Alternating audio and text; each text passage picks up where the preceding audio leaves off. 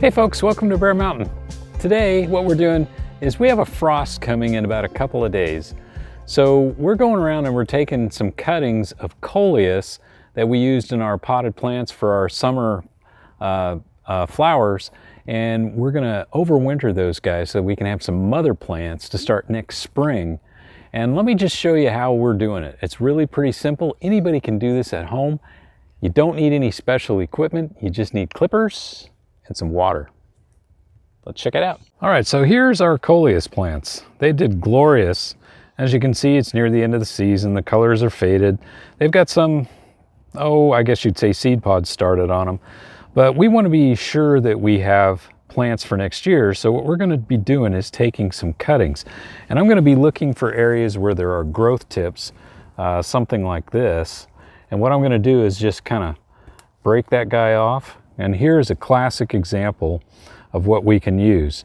See, it's got a growth tip. We'll strip off some of these bottom leaves, and we can basically then just put this in a nice glass of water on your kitchen windowsill, and it will start to begin to form some roots. So I'm going to pick about 5 of these guys, and then we'll show you what happens after they root out. All right, so Coleus plants are kind of really getting popular. I mean, we've been using them in our potted flowers that we do for summertime. It's kind of a nice mixture to add into a pot. It gives it nice bright colors. And in our climate, where we can, basically keep these guys going from May through our frost here in October, they really work out perfect, and they're rather low maintenance too. So here's an example of one of them we picked. Now the idea is what we're trying to do is get something that's about probably 3 or 4 inches long. And in order to get it to the point of getting roots established, we're going to pick off all these bottom leaves. And we only really need the very, very tippy top. So we're just going to leave about that much in it. And then it becomes a very simple thing. Basically we're going to get it into a small vase of water that leaves about that much in it, and we can put multiples of these guys in a single vase. So that way, once it's on the windowsill also too, it'll kind of make a nice little bouquet. And not being the artistic person that I am, it actually works out pretty well. So I did about 5 or 6 of these guys in a vase about a month ago. And that's about how long it takes to form some really nice roots. And actually what they may do is they may wilt a little bit when you initially put them in, but don't worry. They'll perk up back out of it. Some of the very bottom leaves might be getting a little, they might not look that great, and you can just pick those guys off. But they'll start forming a callus around the base, and then you'll start seeing small root hairs come out of the actual leaf nodes where we snapped off the leaf. And these are probably some of the easiest things to root. They don't need any rooting hormone or anything special in the water. Just change the water, make sure, like you would for a flower vase, that the water stays fresh, and they'll root up pretty fast. Then once they get enough roots on them, you can even, as soon as you start to see roots forming on these guys, you can plant them up into potting mix, or you can let the roots grow a little longer and just leave them in the vase. So that's what I did about a month ago. And let me just show you the results of how it looks after these guys have formed roots. It's kind of an interesting thing. This vase, I probably should have potted up a little bit earlier, but they're still just perfect. All right, so here's an example of a bunch that we did exactly the same thing that I talked about, and we stuck in a vase. It's a nice little vase, and you can kind of see that there's quite a few roots on these guys. And as you kind of pull them apart, we actually didn't really have any failures to these guys at all. And the roots are a little bit intertwined, but here's an example of a very small one. And it doesn't look that super healthy right now, but it's got really healthy roots on it. So we'll just pot that up, and it will begin to grow. And then we've got some others that are, if I unwind these guys here a little bit, that, like this guy's really nice top. We'll pinch out that seed thing, but it's got really great roots. This one's going to be a pretty good plant in a very short order. This took, to get to this spot, it took it about 4 weeks. And again, you can pot these things up as soon as you start to see the roots starting to form. They'll take off at that point. You don't have to leave them in the water. We just kind of got behind on things. But the whole point on this is you're saving these guys, and they'll be used as mother plants next spring. So when the weather starts to getting close to the warm side, we'll do a whole bunch of cuttings, so that way we can get them in our pots or in the garden or wherever we want to get them, and we'll have more than enough, instead of having to go out and try to germinate them from seed, which is a challenge but can be fun, or to have to go out and spend the expense of buying them. So this is kind of a cheap way of getting a head start on the next year. And think about these same things.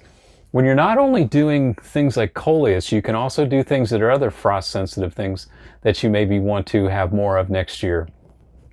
As an example, pot mums. We're getting close to the freezing point again, so we're going to have to, get these guys kind of consolidated in and cut back and put away. But you'll be able to do cuttings off of those guys again the next year. It's kind of the same process, same idea.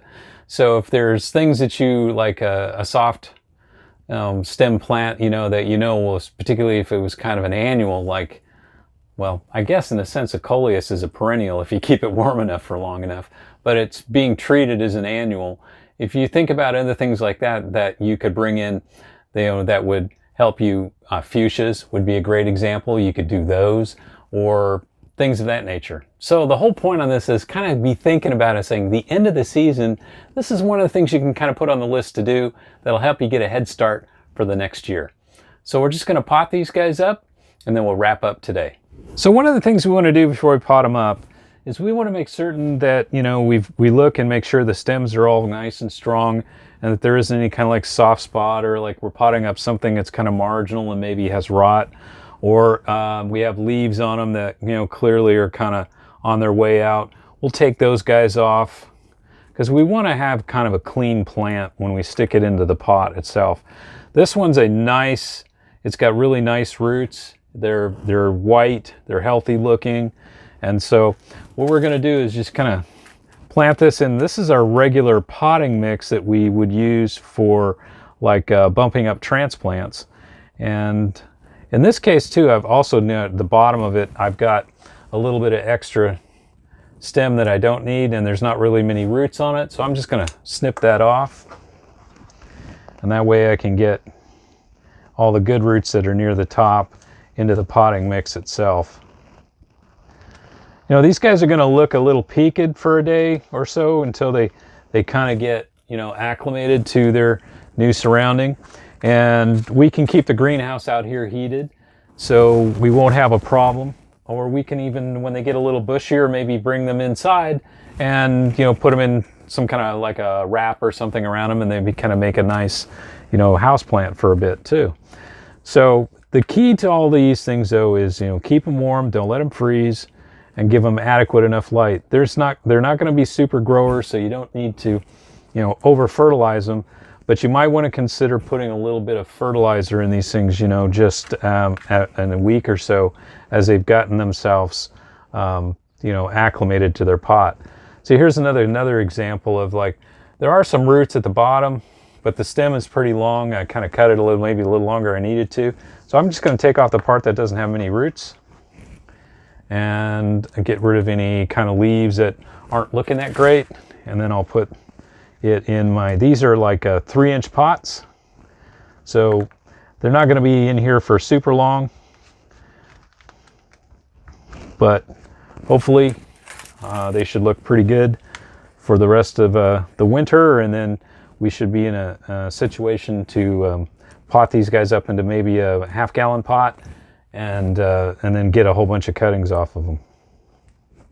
I'm going to do the same thing again with these. I really cut these stems super long. Didn't really need to do that, but that's okay. And again, any leaves that are looking damaged or something like that, you just want to take off. I'm not going to leave a lot of the lower branches on, so I'm going to kind of take those guys off. I took off the seed stem that was growing on it, and we're just going to put this guy in and make sure it is covered. nicely. And there we go. And then our last one's kind of the same thing. I don't know if I'm going to plant this marginal one. I mean, it will probably still grow because it's got good roots, but I think I've already got 4 good ones. And so I was going to do some extra, you know, that we just picked today. So we'll probably have more than enough mother plants when this thing gets going. And the reason, you know, you could plant these directly in the soil too. Just take your cuttings, put some root hormone on it if you feel it's necessary. You don't really need to. But if you put them in a nice moist medium with some bottom heat, they will root. But you don't have to do it that way at this point. I did it in the pot because I just wanted to make sure that they all got rooted, and that you know, if they didn't have a good set of roots on them, I didn't want to bump them up. And so, but if you're doing a lot of these, obviously you're going to want to just you want to use, you know, a good, really porous, maybe with more perlite in it than my potting mix, in order to get good drainage. Make sure they stay moist, maybe with a humidity dome for the first few days, and then keep them on a bottom heat, probably at somewhere around 75 degrees. Make sure they don't dry out, and these guys would root in a soil medium pretty fast too. So there's multiple ways of going about it doing it. This is definitely not the only way. It's just kind of a really simple way, and then you end up potting up the ones that will give you the best shot. So again, you know, going back, this is just something nice to do. It's very quick and very easy. Particularly, maybe you don't have a lot of time when you're trying to wrap things up, and you say, oh, I forgot to take some cuttings. You can just stick them in water just like I did right here in a nice little vase, and stick them right on your windowsill, and these guys will root. Just make sure to change the water so it doesn't get cloudy and algae and all the other kind of stuff that can grow in it. And then in just a few weeks, when things are a little calmer, the weather outside is maybe a little colder, you can come into the greenhouse and pot these guys up. And, you know, as long as you have heat in your greenhouse, you can keep them going pretty much all winter long. I'm going to fertilize these guys with a very weak Jadam liquid fertilizer concentration. So I'm going to dilute it pretty heavy, probably somewhere like about a 1 to 100, and do that probably in about 4 or 5 days once these guys are all kind of like settled in and rooted in. And maybe just do it like once a month, just to kind of make sure I give them a little bit of a boost. So it's not that I'm trying to really stoke them into growing fast, because I don't really want them to take off in these low light conditions. As a matter of fact, they probably won't. I'm just going to leave them with natural light during, you know, the course of the winter here. So they'll stay warm enough, they'll stay alive, but they're not going to be really stoked to grow really fast. But when the days start lengthening out, like we get to the end of January, and we can definitely kind of see, oh, we're past the shortest time of the year, then I'll be thinking about potting these guys up into maybe half-gallon pots, start a fertilization regime, and then I'll have a set of mother plants that I can get a lot of Coleus to grow for during the summer. The whole process, you know, really is realistically, when you take it off the mother plant to getting a actual plant that you can put in the ground when the weather's decent, is actually pretty fast. So you don't need to think about, oh, I have to start these things 6 months before I'm going to set them outside. You don't really need that.